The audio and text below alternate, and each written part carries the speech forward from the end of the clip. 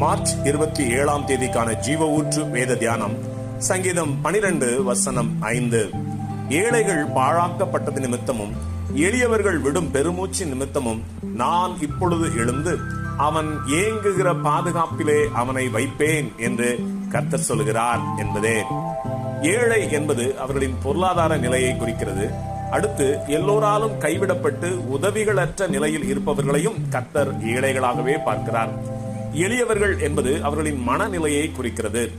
மனிதர்கள் ஏழைகளாகவும் எளியவர்களாகவும் மாற காரணம் என்ன என்று பார்த்தால், இரண்டிற்குமே காரணம் கொடியவர்களாகிய மனிதர்கள் இவர்களை ஒடுக்கிய ஒடுக்கமே உலக பிரகாரமான காரணமாக இருக்கிறது.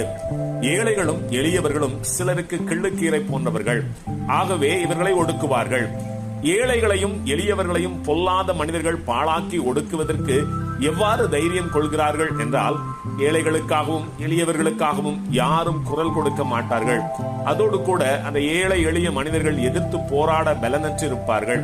இதுவே பொல்லாத மனிதர்கள் இவர்களை தொடர்ந்து பாழாக்குவதற்கு காரணமாக இருக்கிறது. உலகத்தால் தள்ளப்பட்டு நசுக்கப்படுகிற யாவரையும் கர்த்தர் கண்ணோக்கி பார்க்கிறார். யாத்ராகமம் 4:31 கர்த்தர் இஸ்ரவேல் புத்திரரை சந்தித்தார் என்றும் அவர்கள் படும் உபத்திரவங்களை கண்ணோக்கி பார்த்தார் என்றும் அவர்கள் கேட்டபோது தலை குனிந்து தொழுது கொண்டார்கள் என்று வேதம் கூறுகிறது.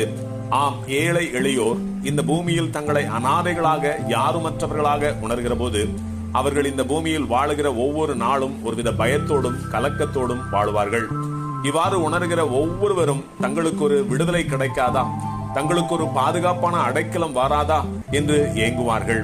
கர்த்தராகிய தேவன் ஏழை எளியவர்களை கண்ணோக்கி பார்த்து மனம் இறங்குகிற போது அவர்கள் ஏங்கி விரும்பிய பாதுகாப்பான அடைக்கலம் கொடுக்கிறார். அந்த பாதுகாப்பான அடைக்கலம் என்பது எதை குறிக்கிறது என்பதையும் பார்க்கலாம்.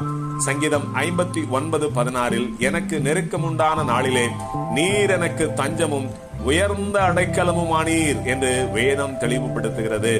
ஆம், நம்முடைய கர்த்தராகிய இயேசுவே நம்முடைய நெருக்கத்திலே நம்முடைய உயர்ந்த பாதுகாப்பின் அடைக்கலமாய் இருக்கிறார். ஆமேன். அல்லேலூயா.